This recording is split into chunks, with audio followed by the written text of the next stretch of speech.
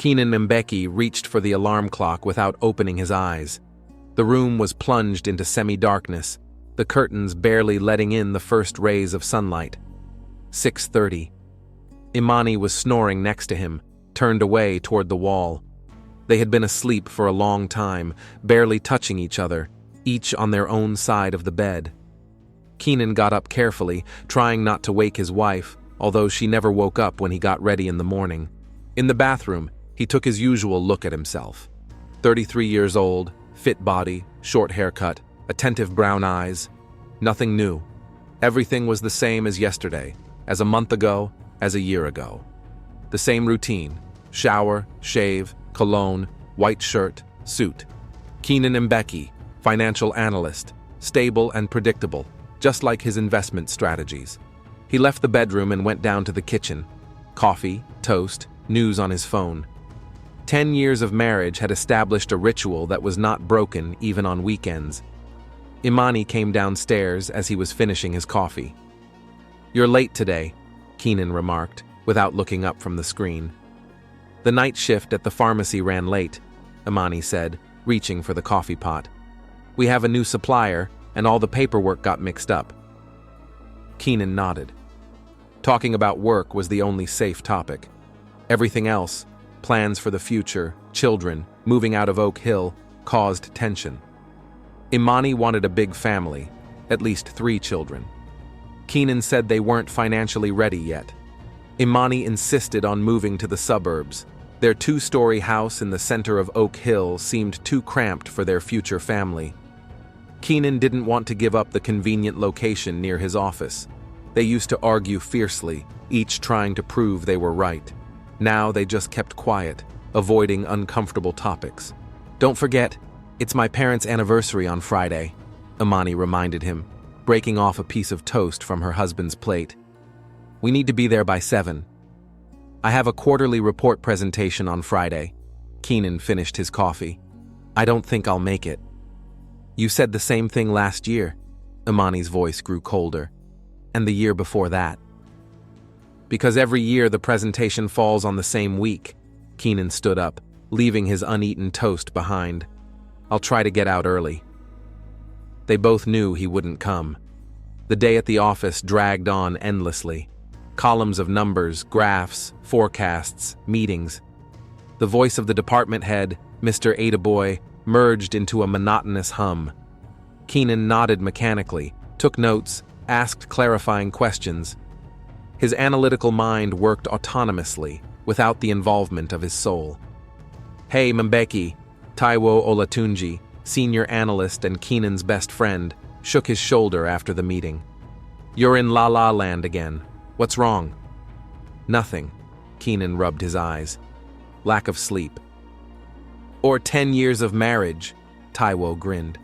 "Listen, how about getting out of the house? There's an opening at the NIMB Gallery today. Contemporary art, fashionable people, champagne. Is Imani coming?" "She's on duty at the pharmacy today." "Then we'll go together. Keep a bachelor company." Keenan wanted to refuse, but the prospect of returning to an empty house and watching another documentary alone seemed unbearable. He nodded.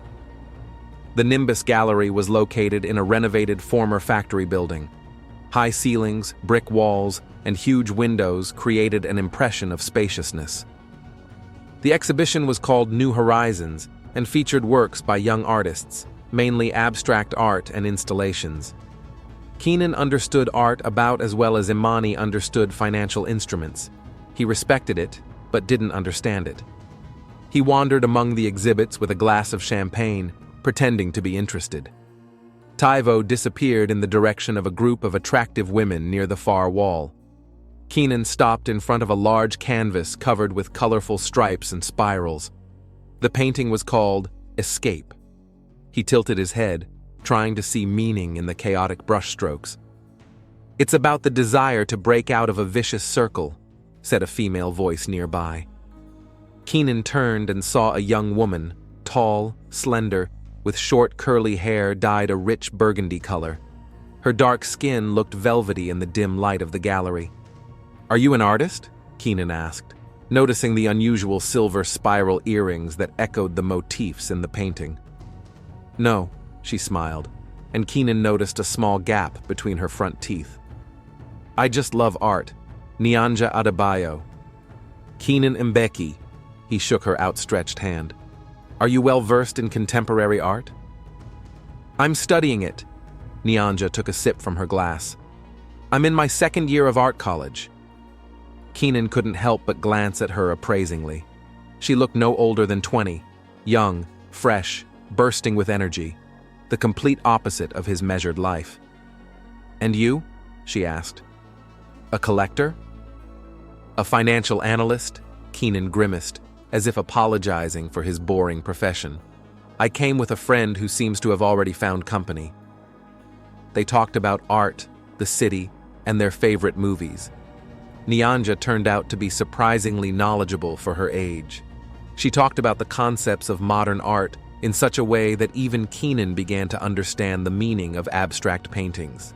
Her voice, low and melodious, was mesmerizing. The look in her dark eyes seemed to penetrate the soul. They didn't notice how 2 hours had passed. The exhibition was ending, and the visitors were leaving. Taiwo winked at Keenan from afar and gave him a thumbs up as he walked away arm in arm with a blonde woman. "I'd like to continue our conversation," Keenan said, helping Nyanja put on a light jacket. "Maybe tomorrow?" "I'm free tomorrow after 3, she said, taking out her phone. "Shall we exchange numbers?" Keenan knew he was doing something wrong. He hadn't taken off his wedding ring or hidden the fact that he was married, but he hadn't mentioned it directly. And it seemed to him that Nyanja saw him as more than just an interesting conversation partner. The next 2 weeks turned into a whirlwind of secret meetings. They walked in the park, visited exhibitions, sat in cafes, and talked for hours.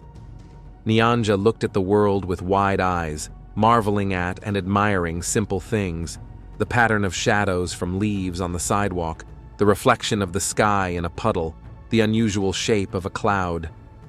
Next to her, Keenan felt younger, freer. Their first kiss happened on the waterfront as they stood at the railing watching the sunset. Nyanja stood on her tiptoes and lightly touched his lips with hers. Keenan froze, then embraced her, pulling her closer. The feel of her body, supple, warm, awakened long-forgotten feelings. That night, he lied to Imani directly for the first time, saying he was staying late at work because of an urgent project. He and Nyanja went to her place, a small rented apartment in the student district, cluttered with art books and her own sketches. That night, he cheated on his wife for the first time. Returning home in the early hours of the morning, Keenan expected to feel guilty, but he didn't. Only an intoxicating feeling of novelty and freedom. Imani didn't notice anything, or she pretended not to. They continued their routine like clockwork. Keenan went to work, met with Nyanja, and came home late. Imani took extra shifts at the pharmacy and was home less often. They hardly spoke, existing in parallel. A month later, Taiwo dragged Keenan out to lunch and asked him point blank, "What's going on with that girl from the exhibition?" "Nothing," Keenan lied, stirring his coffee. "Bro," Taiwo leaned forward, "I saw you in the park. You were looking at her like a hungry man looking at a steak. She's beautiful, I won't argue with that. But she's just a girl. How old is she? 20? 21, Keenan corrected automatically and bit his tongue. "Oh shit." Taiwo leaned back in his chair. "You're in trouble. It's not what you think." "It's exactly what I think. You're having a midlife crisis 10 years early. And you think a young student will cure it?" Keenan looked away. Taiwo was too close to the truth. "Listen," his friend continued more gently. "You and Imani are going through a difficult period, but every marriage goes through that. Talk to her, see a family therapist, have a second honeymoon, but don't ruin 10 years of marriage for a fling with a girl who could be your little sister." "It's not a fling." Keenan looked his friend in the eye. "I'm in love, Taiwo, for the first time since I met Imani." "And what are you going to do? Leave your wife? Marry a student? Do you think she'll stay with you when the novelty wears off?" Keenan didn't answer, but he already knew the answer. A week later, returning from work earlier than usual, he packed a suitcase. Imani caught him doing this. "You're leaving," she said, not as a question, but as a statement. "Yes." Keenan couldn't look her in the eye. "To her," another statement. "Imani, No explanations." She stood in the doorway, her arms crossed over her chest. "I've known for weeks. Who is she?" "Her name is Nyanja. She's a student." "A student?" Imani smiled bitterly. "Of course. How old is she? 19? 20? 21, Keenan lied, not knowing why he added a year. "And you're leaving a 10-year marriage for a girl who was still in school when we got married." Keenan was silent, carefully folding shirts into a suitcase. What could he say? That their marriage had long since become an empty shell? That he felt alive when he was with Nyanja? "I'll pick up the rest of my things later," he said, closing the suitcase. "I'll leave the house to you, and the car too." "How noble," Imani said, her voice steely. "I hope she's worth it, Keenan." He left without looking back, knowing that Imani wasn't crying. She had always been stronger than him. Nyanja greeted the news of his departure from the family with unexpected enthusiasm. 2 days later, she suggested, "Let's go away, somewhere far away. We'll start with a clean slate." "Where?" Keenan lay on her narrow bed, staring at the ceiling. "Las Vegas." She rolled onto her stomach, looking at him with shining eyes. "We'll get married there." Right now. Why wait? The rational part of Keenan screamed that this was madness. But the other part, the part that had been buried for so long under routine and obligations, craved this madness. "Let's do it." He pulled her close. "We'll fly out tomorrow." Taivo was the only one he told about his plans. His friend tried to talk him out of it. "Are you crazy? You barely know her. She's 13 years younger than you. You have nothing in common except sex." "You're wrong," Keenan said, packing his things into a new suitcase. "We have a lot in common. She understands me better than Imani has in 10 years. "That's your hormones talking." Taiwo shook his head. "Her youth, the novelty. In a month, you'll wake up and realize what you've done." "I love her." "You're obsessed with her." Taiwo put his hand on his shoulder. "That's not the same thing." But Keenan wasn't listening. For the first time in his life, he was acting impulsively, without analyzing or weighing the risks. And it was more intoxicating than whiskey. Their wedding in Las Vegas was as impulsive as their decision to leave. A small chapel with pink neon hearts, a priest dressed as Elvis, 2 random witnesses, an elderly couple from Idaho celebrating their 40th wedding anniversary. Nyanja in a short white dress bought at the mall an hour before the ceremony. Keenan in the same suit he flew in wearing. "I now pronounce you husband and wife," sang the Elvis priest, ending the show with a flourish. "Love has left the building forever." They kissed to the applause of the witnesses, and Keenan felt incredibly happy. For the first time in many years.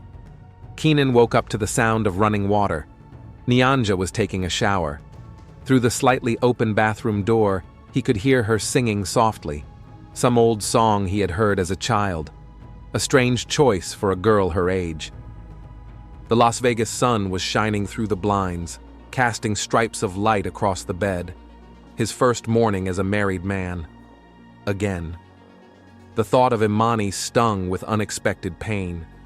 Keenan pushed it away and reached for his phone. 7 missed calls from Taivo, none from his ex-wife. He put the phone down without listening to the messages. Their room at the Golden Lotus Hotel was small but pretentious. Gilded lamps, heavy curtains, a huge 4-poster bed. A bottle of champagne in a silver bucket with melted ice was a reminder of their wild wedding night. Nyanja came out of the bathroom wrapped in a white towel, with a second one on her head like a turban. "Good morning, husband." She leaned down to kiss Kanana. She smelled of hotel shampoo with an intrusive floral scent. "Good morning, wife," he replied, admiring her slender figure. "What shall we do today?" She sat down on the edge of the bed. I was thinking about a trip to the Hoover Dam. They say the view from there is amazing. Keenan raised an eyebrow in surprise. The Hoover Dam? I thought you'd want to go shopping or visit an art gallery. Honey, Nyanja stroked his cheek. There has to be room for more than just art in life. Remember, my father was an engineer. I have a special connection to such grandiose structures. Keenan frowned. This was the first time she had mentioned her father. In the month and a half they had been together, Nyanja had said almost nothing about her family, dismissing the subject with vague references to a complicated relationship with her parents. I didn't know your father was an engineer. He was, she corrected, a shadow flashing across her eyes. He died when I was 12. The question came out before he could stop it. Was that 20 years ago? 9, Nyanja replied quickly and immediately stood up. I'm hungry. Let's order breakfast in the room. The question of age hung in the air. Keenan watched her leaf through the menu and wondered for the first time, how old was his new wife really? She said she was 21, sometimes 20. Once she mentioned that she was just over 20. But if her father had died when she was 12, and that was 9 years ago. Are you 21? He asked bluntly.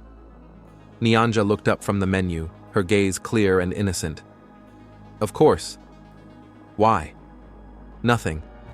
Keenan leaned back on the pillows. Just checking. The next few days were a kaleidoscope of entertainment. They visited the main attractions of Las Vegas, dined at an expensive restaurant at the top of the Stratosphere Tower, and rode the high-roller Ferris wheel. Nyanja glowed with happiness, chirping like a bird, charming everyone around her with her energy and spontaneity. But Keenan began to notice details that didn't fit with the image of a 20-year-old student. Nyanja referred to songs from the 1980s as the music of my childhood. She mentioned movies that came out long before she was supposedly born as ones she had seen in theaters.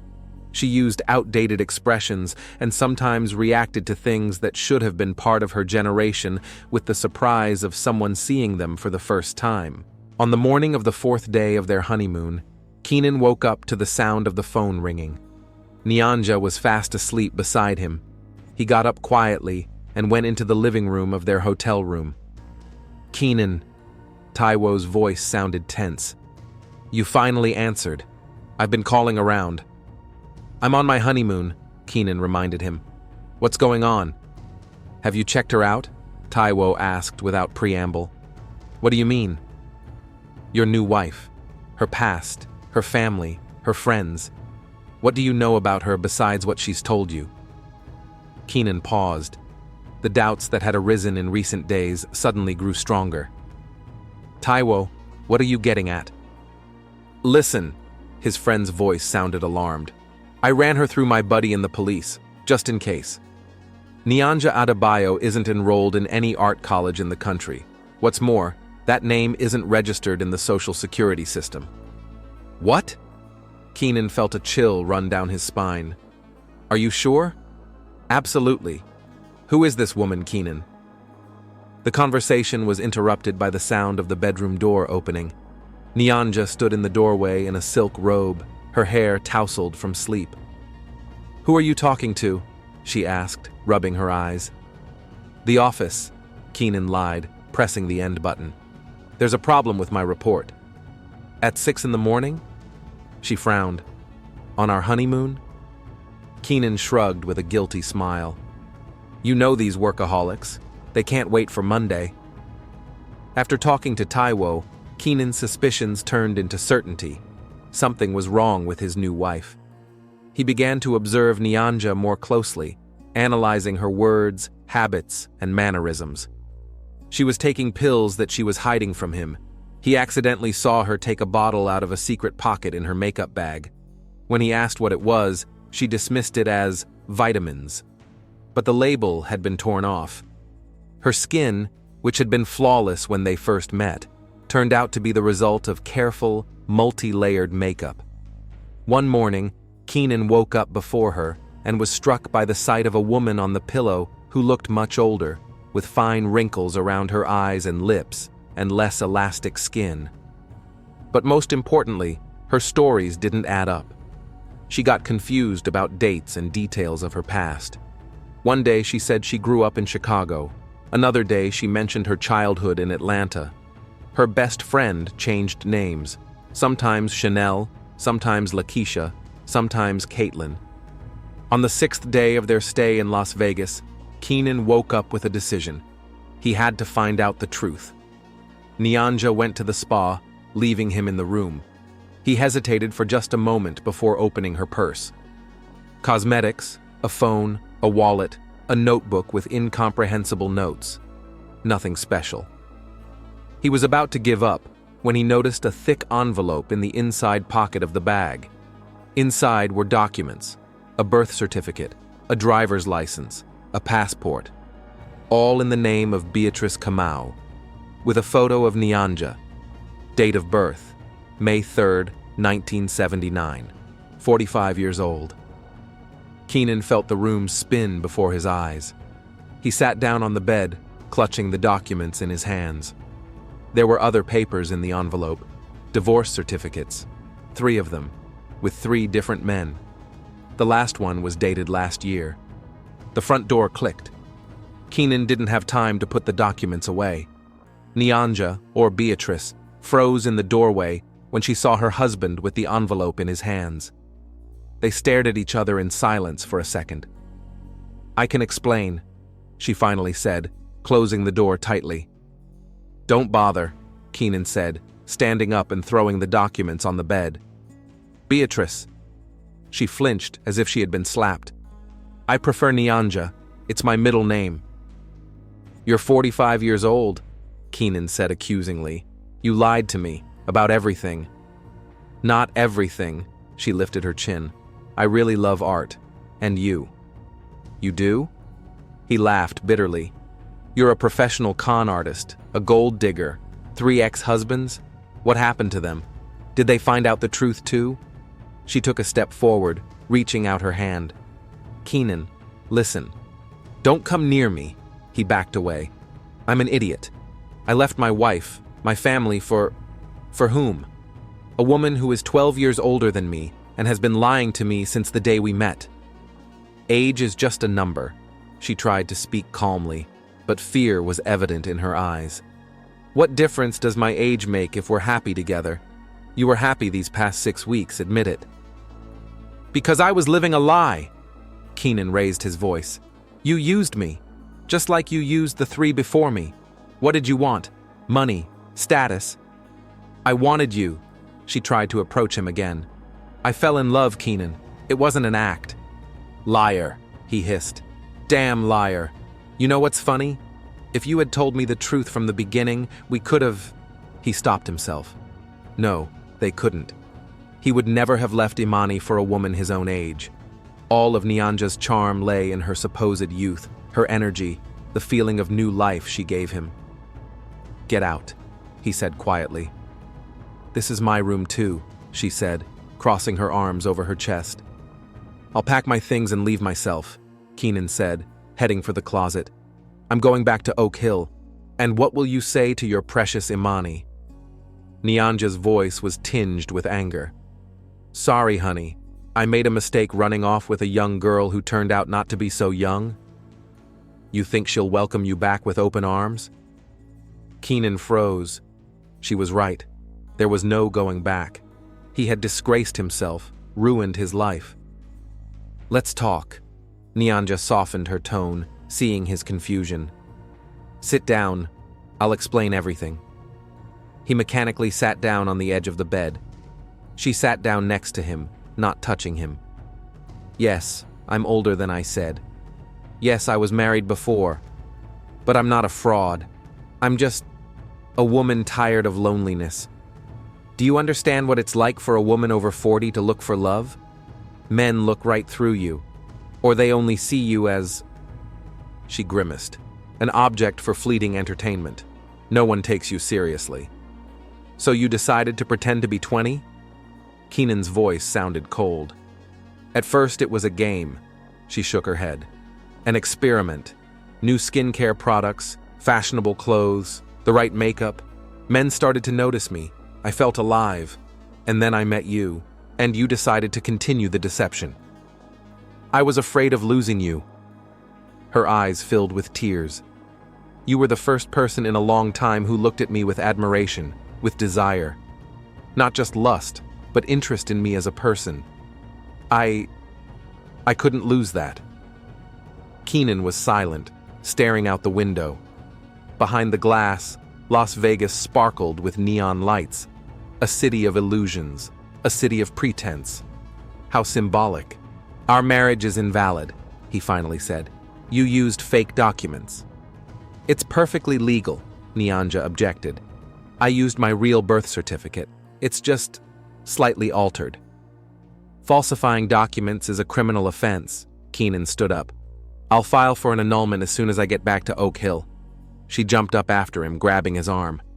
No, Keenan, please give us a chance. We can start over. Now that there are no lies between us. There is nothing between us but lies. He pulled his hand away.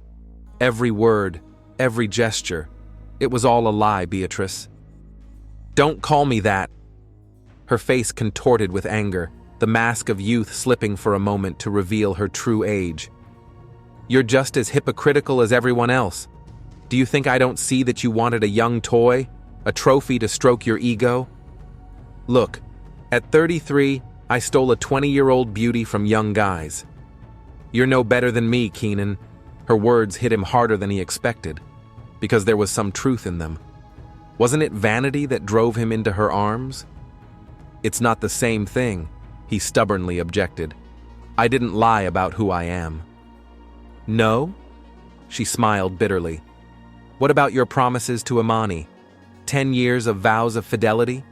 You betrayed her without hesitation as soon as a young student appeared on the horizon. So which one of us is the bigger liar? Keenan felt himself boiling with rage. No, this woman would not lecture him, would not put her grand deception on the same level as his… What? Mistake? Cowardice? Get out, he repeated, heading for the door. I'll pay for the hotel until the end of the week. Then you can deal with your problems yourself. She blocked his way, standing between him and the door. You can't just leave like that. I love you, Keenan. We can fix everything. Move away, he hissed through clenched teeth. No, she clung to his shirt.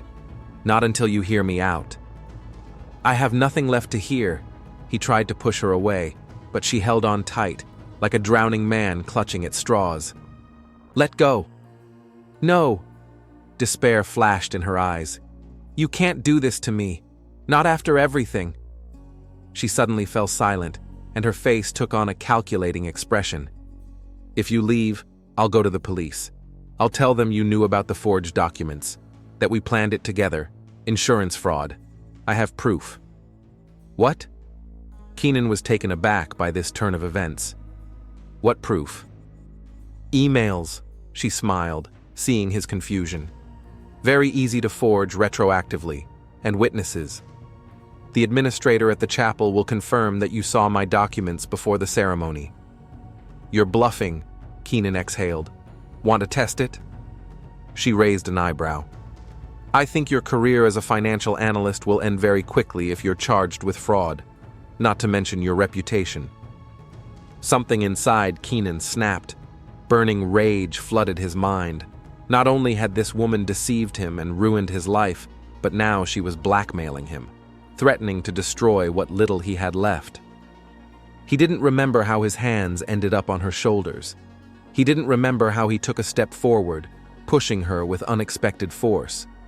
He only remembered her eyes widening in surprise and fear as she lost her balance on the top step of the staircase leading from their two-level room to the living room. Her scream was cut short by a dull thud, then another, and another. Her body tumbled down the steep steps until it came to rest in an unnatural position at the bottom of the stairs. Keenan stood paralyzed with horror. Time seemed to stand still. Then he rushed down, jumping over the steps. Nyanja! He knelt down next to the motionless body. Nyanja, wake up! But she didn't respond. Her head was twisted at a strange angle, and a thin stream of blood was oozing from her ear. He felt for a pulse on her neck. Nothing. He held his hand to her nose, not a single breath.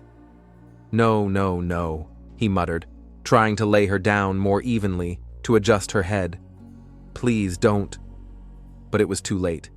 Nyanja Adebayo, also known as Beatrice Kamau, was dead. Keenan sat on the floor next to the body, his head in his hands. What should he do? Call the police? An ambulance? They would see the signs of a struggle upstairs. They would realize it wasn't an accident. He had pushed her, in a rage, with the intent to hurt her. He was shaking. He had killed someone.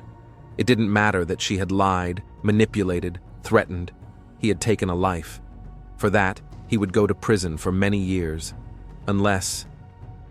The thought came suddenly, cold and clear. What if it really looked like an accident? She could have slipped, lost her balance, fallen on her own. Keenan stood up on shaky legs and looked around. He had to proceed methodically, like in financial analysis, step by step. First, get rid of the evidence. He went upstairs and examined the scene of their argument. An overturned table, scattered documents. Everything pointed to a conflict. He quickly tidied up the room, putting everything back in its place. Then he gathered Beatrice's documents and hid them in his suitcase. He would get rid of them later. The second was to create a plausible story. He went down to the body and carefully moved it slightly to the side, closer to the edge of the step.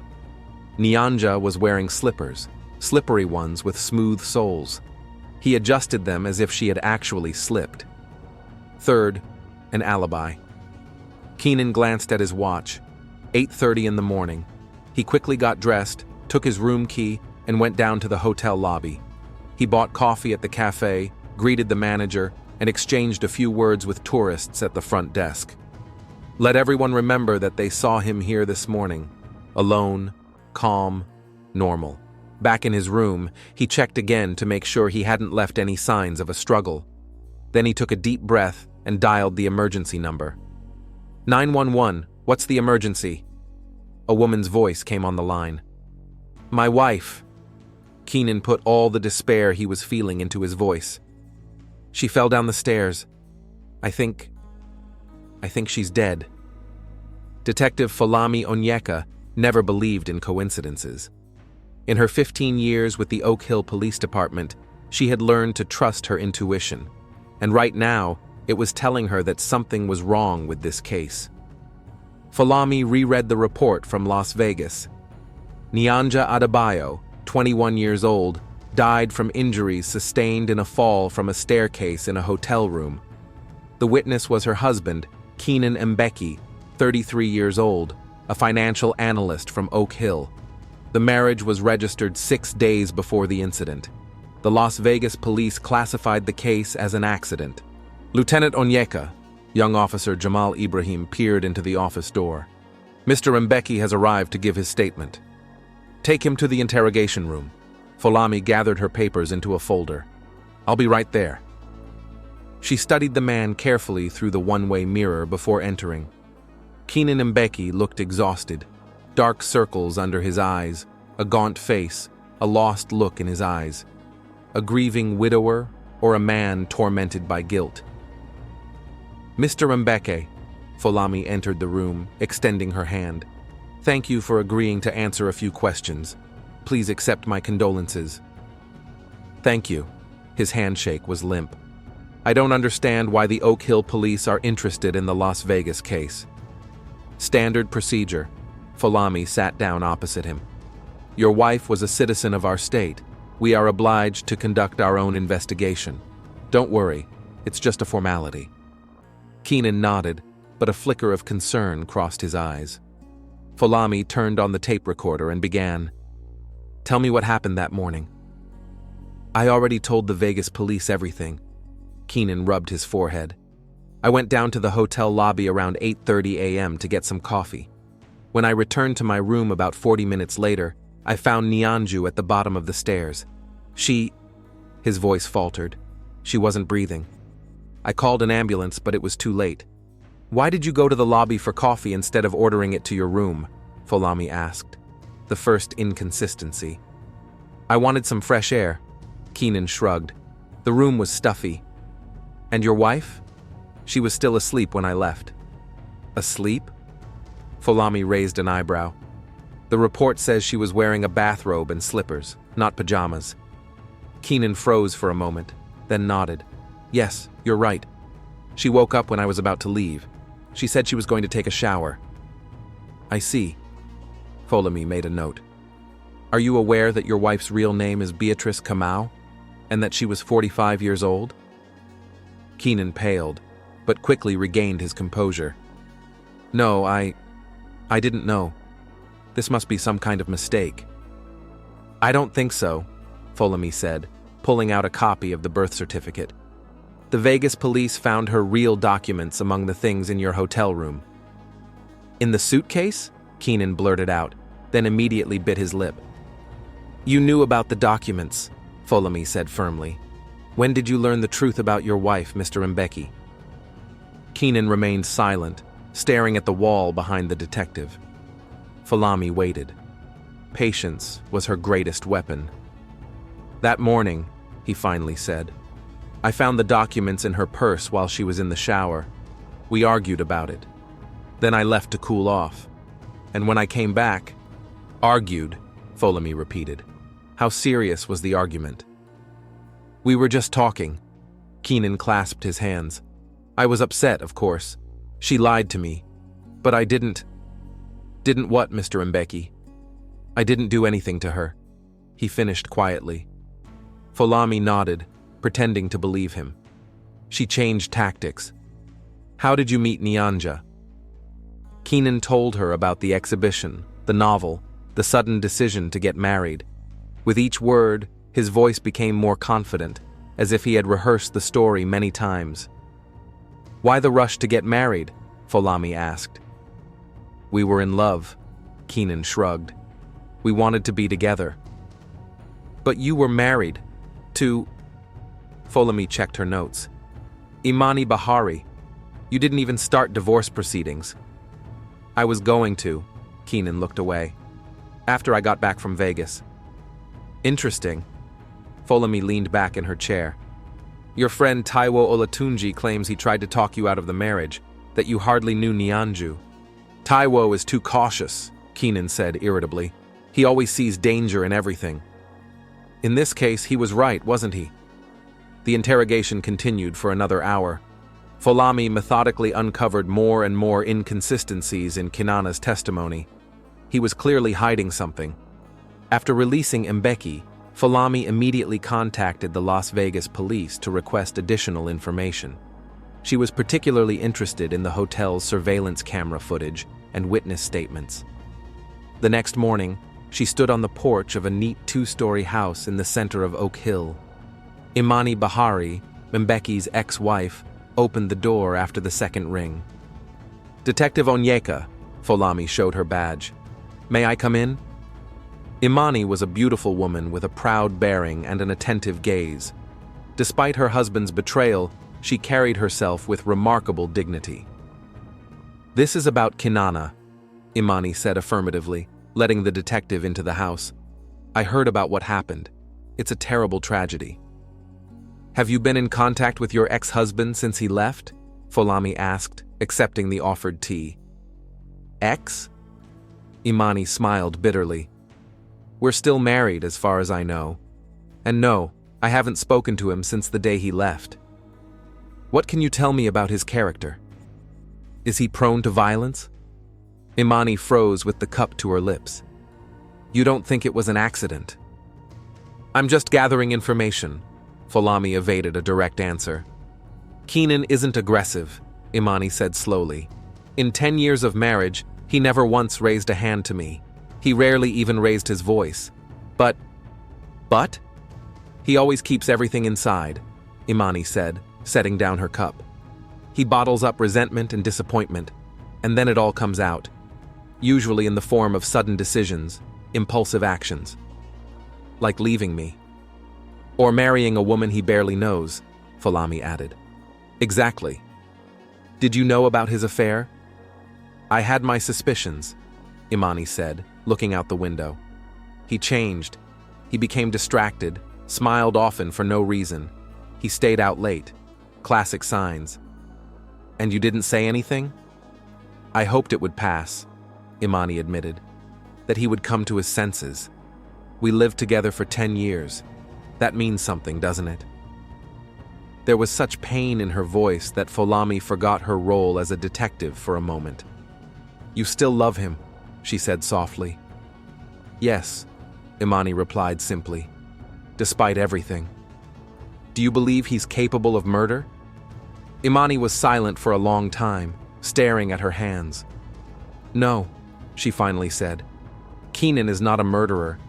But if he found out he'd been deceived, if he felt he'd been made a fool of, I don't know. He reacts very painfully to lies, because of his father. What happened to his father? He was deceived by a woman. Imani met Folami's gaze. She pretended to be in love, took all his money, and disappeared. Keenan's father went bankrupt, fell into depression, and eventually committed suicide. Keenan was 14 at the time. Folami made a mental note to check this information. Perhaps it was the key to solving the case. Over the next week, Detective Onyeka methodically gathered information about Nyanja Adebayo, aka Beatrice Kamau. The story that gradually emerged was grim. Beatrice turned out to be a professional con artist who specialized in wealthy men. She changed her name, created new identities, and used fake documents. Her scheme was always the same: meeting someone, a whirlwind romance, marriage, and then either disappearing with her husband's money or getting a divorce with a large settlement.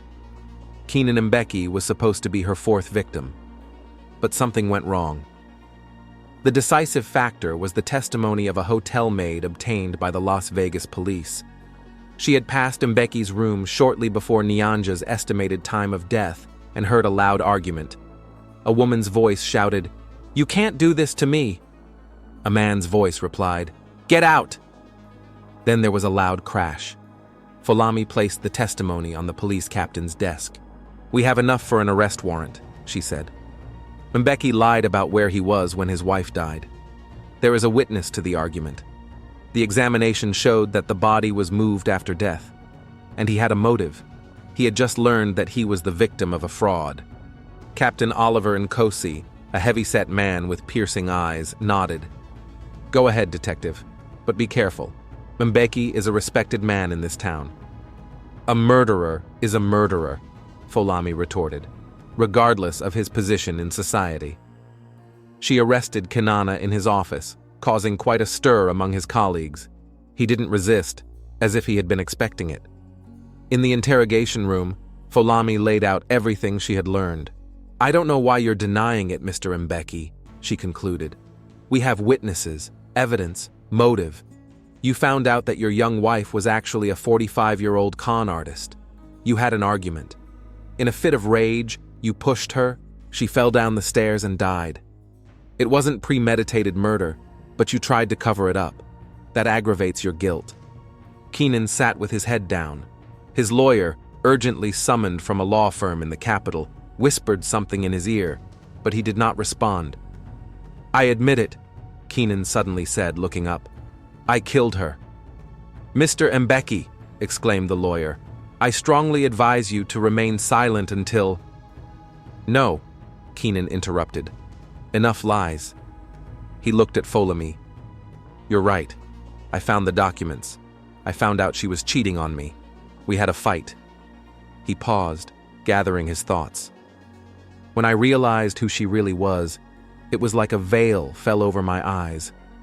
I saw my father, just like the last time, sitting at the table with a gun. He too had been deceived by a woman who pretended to be in love. She ruined him and disappeared. He couldn't bear the shame, the humiliation." Keenan's voice trembled. "I swore I would never let anyone do that to me. And then Nyanja, Beatrice, she started threatening me. She said she would frame me, accuse me of being an accomplice to fraud, that she would destroy my career, my reputation. And I just lost it." He closed his eyes, as if he could see the scene again. I didn't want to kill her. I just wanted to push her away. But she was standing by the stairs, and when she fell, I knew it was my fault. I created an alibi, moved the body to make it look like an accident. Folamy listened silently, recording the confession. The case was closed. All that remained was disappointment. Another tragedy that could have been prevented. "I want to see Imani," Keenan said as they led him away. "I need to apologize for everything." Folamy didn't respond. Some apologies come too late. That evening, she sat in her office filling out the report. The ticking clock on the wall, the light from the desk lamp, the stack of papers, the familiar surroundings after closing a difficult case. Usually, she felt satisfaction. Today, only fatigue. Keenan Mbeki was not a monster. He was just a man who had made a series of bad choices, allowed past traumas to define his present, and given in to anger at a fateful moment. One impulsive act, and 2 lives were irrevocably destroyed. 3, if you counted Imani. Folamy closed the case file and turned off the light. Tomorrow, there would be a new investigation, new victims, new criminals. That was the job of a detective, to sort through the consequences of human mistakes, to untangle the web of lies and hidden motives, and sometimes to simply confirm the old truth. The most terrible crimes are not committed for money or power. They are committed because of broken hearts and wounded souls.